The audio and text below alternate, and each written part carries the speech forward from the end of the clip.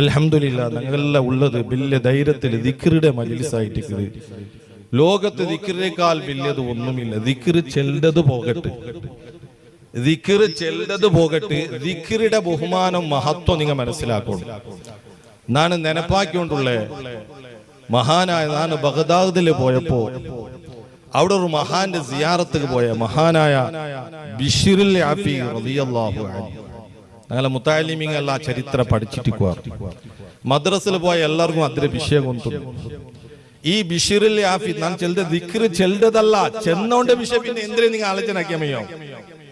ദിക്റ് ചെന്നോണ്ട പരിസ്ഥിതി എന്തിനായിട്ട് നിങ്ങൾ പിന്നെ മനസ്സിലാക്കിയാൽ മതിയോ? ദിക്റ് ബഹുമാനിച്ചതിന്റെ ഒരു പ്രതിഫലം ഞാൻ ചെന്നുകൊണ്ടുള്ളത്. മഹാനായ ബിശ്റുൽ ആഫി തങ്ങള് വലിയൊരു ആലിമോ പണ്ഡിതനൊന്നും അല്ല. അയാൾ പണ്ട് കാലത്ത് വലിയ ചെമ്മ കള്ള് ഷാപ്പിടെ ഒരു ധനിയായി, വലിയ ഒബിചാരിശാലയുടെ ലീഡറായിട്ട് ആറ് മഹാനായ ബിശ്റുൽ ആഫി തങ്ങള്. ഈ മഹാന്റെ മഖാമ് സിയാറത്ത് കാക്കുകയായിട്ടിരിക്കുന്നതാണ് പോയത്. ആ മഹാൻ അവസാനം അള്ളാഹു കൊടുത്ത സ്ഥാനം നിങ്ങൾ മനസ്സിലാക്കണോ? എന്തിനായിട്ടിക്കട് മഹാനായ ബിശ്റുൽ ആഫി തങ്ങള് ഒട്ടകത്തിൽ സഞ്ചരിക്കുമ്പോ ഒരു കടലാസ് ചേറിൽ പോന്നിട്ട് കണ്ടെത്തി. ആ കടലാസ് എടുത്തു നോക്കുമ്പോ ആ കടലാസിലുള്ളത് അല്ലാഹ്, യജമാനനായ റബ്ബുടെ പേര്, ജലാലിയത്തിന്റെ ഇസ്മു ആ കടലാസിൽ കണ്ടെത്തി. ഇണ്ട് ഞങ്ങളെ ജലാലിയ റാത്തീബുൽ ചെമ്മ ദിക്റേ ഉള്ളത് അല്ലാഹ് ചേർത്തിട്ടായിട്ടിരിക്കുന്നത്. ഞങ്ങൾ ഇപ്പൊ ജലാലിയ ദിക്റ് ചൊല്ലുമ്പോൾ കണക്കൂട്ടിരിക്കും. എല്ലാ ദിക്റുടെ ഒരു ഭാഗമായിട്ടിരിക്കുന്നത് അല്ലാഹ്. ആ അല്ലാഹ് എന്നുള്ള ഒരു ഇസ്മിടെ എഴുതിയത് മഹാനായ ബിശ്റ്. എങ്ങനത്തെ മഹാന്? വലിയ വലിയ കള്ള് ഷാപ്പിടെ ലീഡർ, ഒരുപാട് തമ്മാടിത്തരം ചെയ്ത ഒരു വ്യക്തി ഈ കടലാസ് അങ്ങ് കണ്ടപ്പോ മഹാനായ ബിശ്റുൽ ആഫി തങ്ങള് ഈ കടലാസിനങ്ങ് ചുംബിക്കുകയാണ്. മുഅ്മിനീങ്ങളെ മനസ്സിലാക്കണം, ഒരു ദിവസത്തിൽ ഒരു 10 മിനിറ്റ് പോലും ദിക്റ് ചൊല്ലാൻ നമ്മൾ സമയം ഒരുക്കില്ലെങ്കിൽ നമ്മളെ അവസ്ഥ എന്താണെന്ന് ചിന്തിക്കണം. മഹാനായ ബിശ്റുൽ ആഫി തങ്ങള് ഈ കടലാസിൽ അല്ലാഹ് എന്ന പേര് ചളിയിൽ കിടക്കുന്നത് കണ്ടപ്പോ അതിനെ കയ്യിൽ പിടിച്ച് ചുംബിക്കുകയാണ്. മാനവർകൾ ആ കടലാസിനെ വീട്ടിന്റെ ഉള്ളിൽ കൊണ്ടുപോയി അകതാ സുഗന്ധങ്ങളൊക്കെ പുരട്ടി വലിയ ബഹുമാനമുള്ള ഒരു സ്ഥലത്ത് മഹാനവർകൾ അതിനെ സൂക്ഷിക്കുന്നു. അന്നാണ് ബഹുമാനപ്പെട്ട ബിശ്റുൽ ആഫി തങ്ങൾക്ക് സ്വപ്നം കാണുന്നത്. ഒരാളെ വിളിച്ചു പറയുന്നത്, യാ ബിശ്റുൽ ആഫി തങ്ങളെ, എന്റെ പേരിനെ എങ്ങനെയാണ് നിങ്ങൾ ബഹുമാനിച്ചത്? എന്റെ പേരിനെ എങ്ങനെയാണ് നിങ്ങൾ ആദരിച്ചത്? അതുപോലെ നിങ്ങളെ ഞാൻ ആദരിച്ചിരിക്കുന്നു, നിങ്ങളെ ഞാൻ ബഹുമാനിച്ചിരിക്കുന്നു. ഉമ്മമാരെ, യുവാക്കളെ, ചെറുപ്പക്കാരി, ഒന്ന് പ്രഭാത സമയത്തെടിച്ച് സൂര്യൻ ഉദിക്കുന്നത് വരെ നമുക്കൊരു ജോലിയില്ല, തിരക്കുള്ളവരില്ല, ഏത് കമ്പനിയും അപ്പ തുടങ്ങുന്നില്ല, ഏത് തോട്ടത്തിലും ജോലി സ്റ്റാർട്ടാകുന്നില്ല. സൂര്യൻ ഉദിക്കുന്നത് വരെ ഒന്ന് ഉറങ്ങുന്നതിനേക്കാൾ ഹൈറ് ഉമ്മാ പെങ്ങളെ, എന്റെ യുവാക്കളെ, ഒരു 100 അസ്തഗ്ഫിറുല്ലാഹൽ അദീം, ഒരു 100 സുബ്ഹാനല്ലാഹി വബിഹംദി സുബ്ഹാനല്ലാഹിൽ അദീം, ഒരു 100 സുബ്ഹാനല്ലാഹ് വൽഹംദുലില്ലാഹ് വലാ ഇലാഹ ഇല്ലല്ലാഹു വല്ലാഹു അക്ബർ. ഇങ്ങനെ അടങ്ങുന്ന പല ദിക്റുകളുണ്ട്. അത് നിന്റെ ജീവിതത്തിൽ പതിവാക്കിയാൽ മോനെ,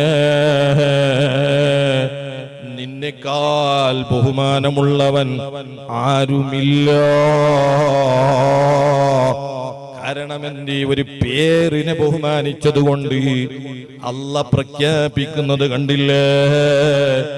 എന്റെ പേരിനെ ബഹുമാനിച്ചതുകൊണ്ട് മുഅ്മിനീങ്ങളെ, ഇവിടെ ഈ സദസ്സിൽ എത്ര വലിയ തെറ്റ് ചെയ്തവനുണ്ടെങ്കിലും ടെൻഷൻ ആവണ്ടോ.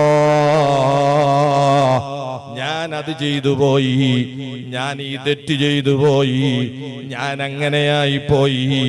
മോനെ, വലിയ തമ്മാടിയായ ബിശ്റുൽ ആഫി തങ്ങളെ ഉയർത്തിയത് ദിക്ർ ചൊല്ലിയതുകൊണ്ടല്ലോ. ആ ദിക്ർ എഴുതിയ കടലാസിനെ ബഹുമാനിച്ചത് കൊണ്ടാണെങ്കിൽ അല്ലാഹ് നമുക്ക് മാപ്പ് തരും കേട്ടോ. ആ മഹാനവറുകളെ ഏതുവരെ ബഹുമാനിച്ചു മുഅ്മിനീങ്ങളെ. ഇന്നും ബഗ്ദാദിൽ പോയാൽ ആയിരക്കണക്കിൽ ആൾക്കാർ ആ മഹാന്റെ സിയാറത്തിന് വരുന്നുണ്ട്, സങ്കടം വന്ന് പറയുന്നുണ്ട്.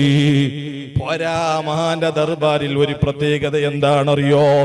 വലിയ വലിയ മഹാന്മാര് വന്ന് തൗബ ചെയ്തിട്ടാണ് അവിടെ പോകുന്നത്. കാരണം മഹാനവർക്ക് അല്ലാഹ് തൗബ കൊടുത്തത് ഒരു പേരിനെ ബഹുമാനിച്ചത് കൊണ്ടല്ലേ.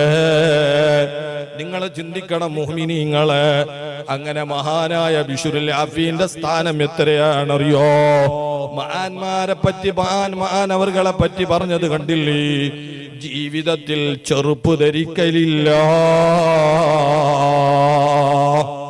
നീണ്ട വിഷയമാണ്. മഹാനായ ബിശ്റുൽ ആഫി തങ്ങൾ മരണം വരെ ചെറുപ്പ് ധരിച്ചിട്ടില്ല. അതിന്റെ കാരണങ്ങൾ ഒരുപാടുണ്ട്. മഹാനവറുകൾ മരണം വരെ ചെറുപ്പ് ധരിക്കലില്ല.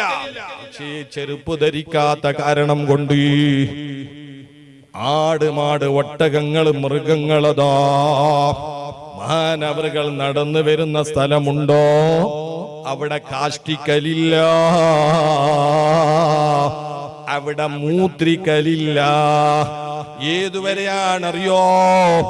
അവിടെയുള്ള ജനങ്ങള്, നാടന്മാര് ബിശ്റുൽ ആഫി തങ്ങള് ജീവിക്കുന്ന കാലത്ത് റോഡ് സൈഡ് ഒരു മൃഗത്തിന്റെ കാഷ്ടം കാണാനില്ല, മൂത്രങ്ങള് കാണാനില്ല.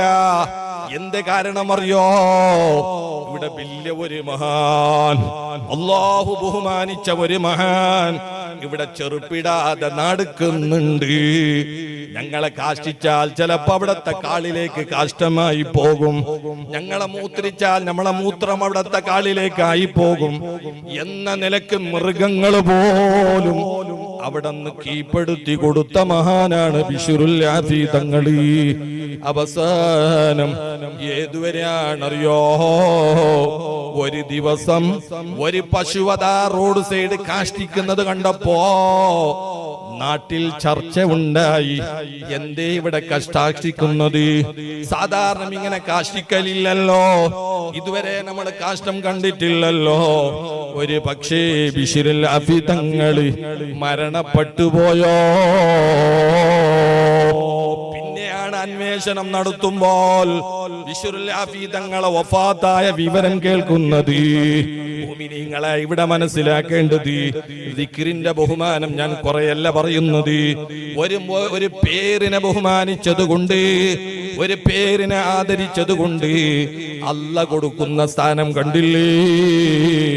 അതാണ് അല്ലാഹ് ഖുർആനിൽ പറഞ്ഞത്, വലദിക്റുല്ലാഹി അക്ബർ. ലോകത്ത് ദിക്റിനേക്കാൾ വലിയത് ഒന്നുമില്ല. ദിക്ർ ചൊല്ലുന്ന വീട്ടിൽ അപകടമുണ്ടാവൂല, ദിക്ർ ചൊല്ലുന്ന വീട്ടിൽ വാഹനം അപകടമുണ്ടാവൂല, ദിക്ർ ചൊല്ലുന്നവന്റെ ശരീരത്തിന് ഒരു ബുദ്ധിമുട്ടുണ്ടാവൂല. അതല്ലേ നമ്മളൊക്കെ ആദത് പരിപാടിയിൽ ചെല്ലുന്ന ദിക്റുകളൊക്കെ യജമാനനായ റബ്ബിനെ ഓർക്കലല്ലേ? ഇന്ന് നിങ്ങൾ ചിന്തിക്കണം മുഅ്മിനീങ്ങളെ, വീട്ടിൽ നിന്ന് സുഖമായി ഇറങ്ങിപ്പോകുന്നുണ്ട് നല്ല നല്ല യുവാക്കള്, സുബ്ഹാനല്ലാഹ്, മടമ്പിന്റെ ചുവപ്പ് മാറാത്ത മക്കളി വൈകുന്നേരമാകുമ്പോൾ വീട്ടിലേക്ക് മടങ്ങി വരുന്നത് മയ്യത്തല്ലേ. കാരണം എന്ത്? കൈയില്ലാത്ത, കണ്ണില്ലാത്ത, പരിചയം കിട്ടാത്ത പലതരത്തിലുള്ള മയ്യത്തുകളാണ് വീട്ടിലേക്ക് മടങ്ങി വരുന്നത്. ഇതിന്റെ ഒന്നാമത്തെ കാരണം എന്ത്? ഹബീബായ റസൂലുള്ളാഹി സ്വല്ലല്ലാഹു അലൈഹി വസല്ലമ തങ്ങൾ നമുക്ക് പഠിപ്പിച്ചു തന്നില്ലേ? നീ വീട്ടിൽ നിന്ന് ഇറങ്ങുന്ന സമയത്ത് ഇടത്തേക്കാളങ്ങ് വെച്ചുകൊണ്ട് നീ പറയണം, ബിസ്മില്ലാഹി തവക്കൽതു അലല്ലാഹ്. ഇന്ന് നമ്മളെ ചെറുപ്പക്കാർക്ക് പറയാൻ സമയമില്ല, മറന്നുപോയില്ലേ? ആ ദിക്ർ അങ്ങ് ചൊല്ലി നീ വീട്ടിൽ നിന്ന് ഇറങ്ങിയാൽ ഫീ സിമ്മത്തില്ലാ, നിനക്ക് അപകടമില്ല, നിനക്ക് ഒരു ബുദ്ധിമുട്ടില്ല. മുഅ്മിനീങ്ങളെ, കാരണം ഞാൻ പറഞ്ഞു വരുന്നത് വലദിക്റുല്ലാഹി അക്ബർ, ലോകത്തെ ദിക്റിനേക്കാൾ വലിയത് ഒന്നുമില്ല. അതുകൊണ്ട് ഞാൻ പറഞ്ഞു വരുന്നത് കൈനത്തരം നമ്മളെ ജീവിതത്തിൽ ദിക്റുകൾ ചൊല്ലണം, ദിക്റുകളുമായി ബന്ധപ്പെടണം. അതാണ് മഹാന്മാർ പറഞ്ഞത്, അനാമിദുൻ അനദാകിറുൻ അനശാകിറുൻ അനജായിയുൻ അനജായിയുൻ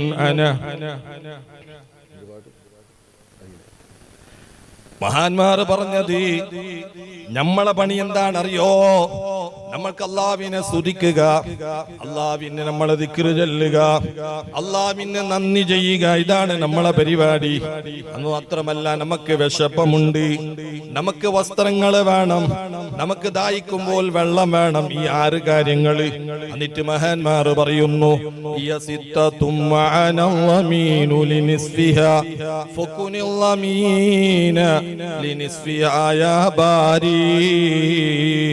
മഹാന്മാര് പറഞ്ഞില്ലേ, ഈ 6 കാര്യങ്ങളിൽ 3 കാര്യം എനിക്ക് ബന്ധപ്പെട്ടതാണ്. ഞാൻ ചെയ്യേണ്ടത് നിന്നെ സ്തുതിക്കണം, ഞാൻ ചെയ്യേണ്ടത് നിനക്ക് ദിക്ർ ചൊല്ലണം, ഞാൻ ചെയ്യേണ്ടത് നിനക്ക് ശുക്ർ നന്ദി ചെയ്യണം. പക്ഷേ എന്റെ വിശപ്പ്, ഞാൻ ദാഹിക്കല്, എനിക്ക് വസ്ത്രമില്ലാത്തത്, ഈ 3 കാര്യം നിനക്ക് വിട്ടതാണ്. അതുകൊണ്ട് നമ്മൾ ചിന്തിക്കേണ്ടത് എന്താണറിയോ?